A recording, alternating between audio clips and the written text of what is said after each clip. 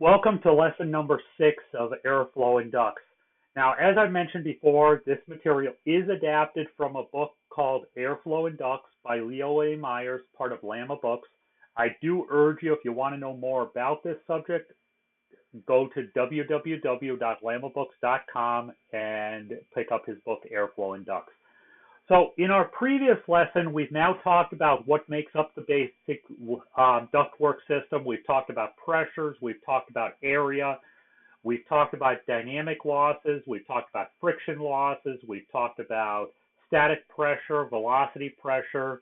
We've talked about CFM. We've talked about feet per minute. Now we're going to start to bring this all together, and we're going to talk about sizing ductwork. Now, most often, this is done by designers, might be a mechanical engineer, might be a designer in your shop, okay? But from a technician standpoint, or from a person going out and looking at ductwork to evaluate, is it good, is it bad, what's the problem, okay? We need to talk about how designers size ductwork. It is sort of important for a technician to understand the thought process behind what was supposed to be done versus what you might actually be seeing. Don't always trust that the installation teams did what the designer said to do.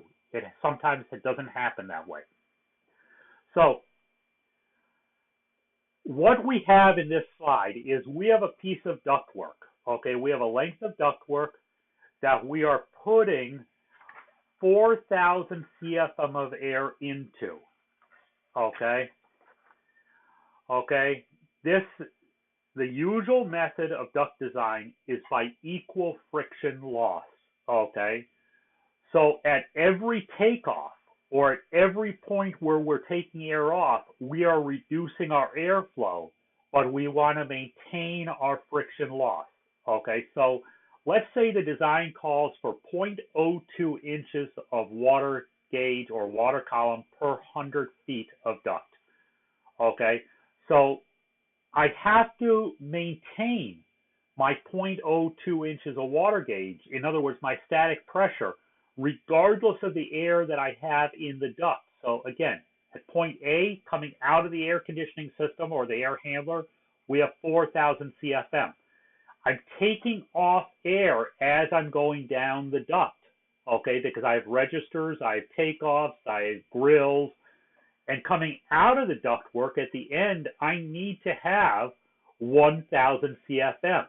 So the only way to maintain that 0.02 inch of water column is to reduce the size of the ductwork as I get further and further away from the source. So if I have 0.02 inches of water gas or water column per 100 foot is my friction loss. Okay, that means that I have to maintain the same friction loss per 100 feet.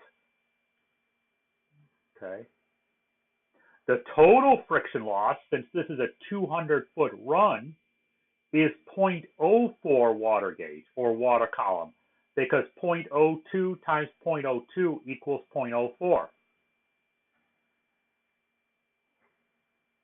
Okay, so what is the feet per minute of airflow? How fast is the airflow going? Okay, well, that's easy to remember because we have feet per minute equals CFM divided by area. Okay, so if my feet per minute at point B is 1,000,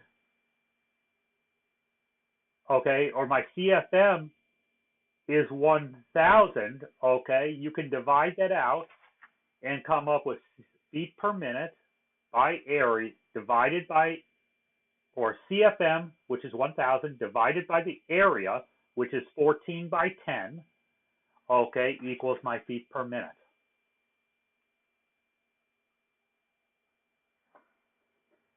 Okay, so aspect ratio is the basis of the equal friction method of sizing. Okay, so our aspect ratio is the width times the height. Okay, So aspect ratio is width divided by height, or width over height. So aspect ratio of a 12 by 12 duct is 1 to 1. Okay. Aspect ratio of an 18 by 12 duct would be 1.5 to 1. So what causes a friction loss? If you have the same feet per minute in a duct all the way through, what determines the amount of friction loss? Okay. That's one of the things we have to look at. Okay. Area of A would be, let's say it's 16 by 16. The area is 256 square inches, 16 by 16.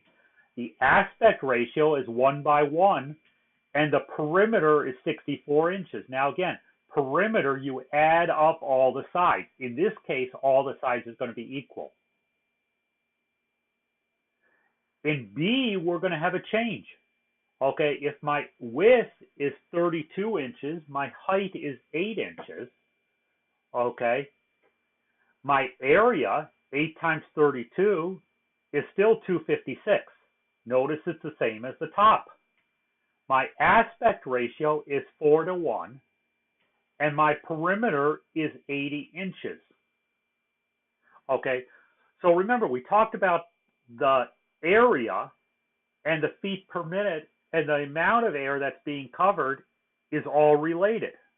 Okay, because we have CFM divided by area is feet per minute.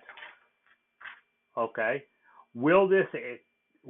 can this piece of ductwork maintain the same airflow as each other? Will A equal B? Well, let's take a look at the chart and find out.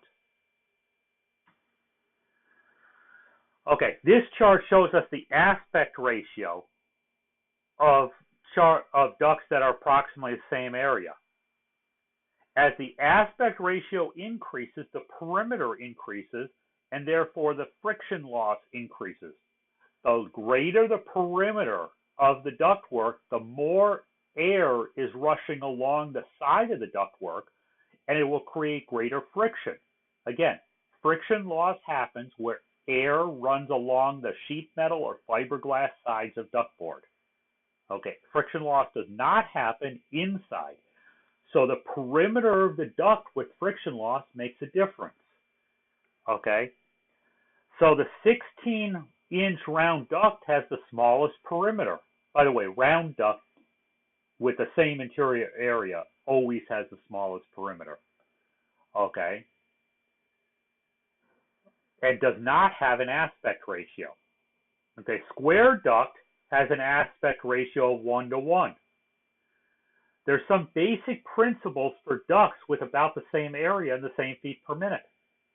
Round duct has the lowest friction loss. The next lowest friction loss is duct with an aspect ratio of 1 to 1. The greater the aspect ratio, the greater the friction loss.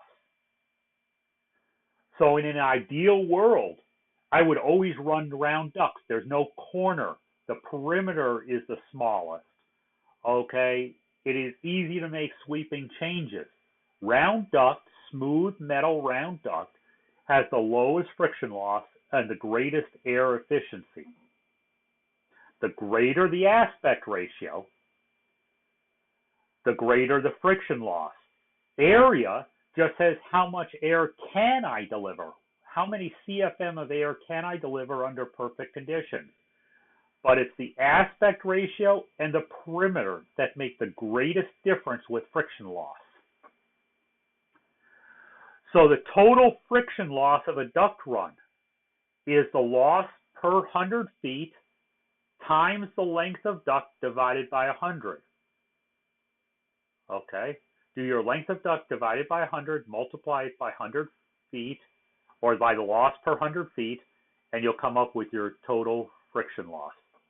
So as an example, if my duct run is 230 feet, my loss per 100 foot is calculated out at 0.02 inches water gauge or water column. My total friction loss is 0.02 times 230 divided by 100. Okay, which my total friction loss from start to finish would be 0.046. Now that's a straight line duct. Okay. Now we also called what's equal friction loss chart. Okay. Find the size of a duct that's delivering 8,000 CFM at a friction loss of 0.1 inch per 100 foot. Okay. So the duct diameter, okay, matters, the length matters, okay, and the size matters. So what we use is we use an equivalent duct size chart. Okay. We always come back to round duct. You'll notice the left-hand column is always round duct. Okay. So the equivalent duct sizes in 8 by 8, which is an aspect ratio of 1, equals a 9-inch round duct.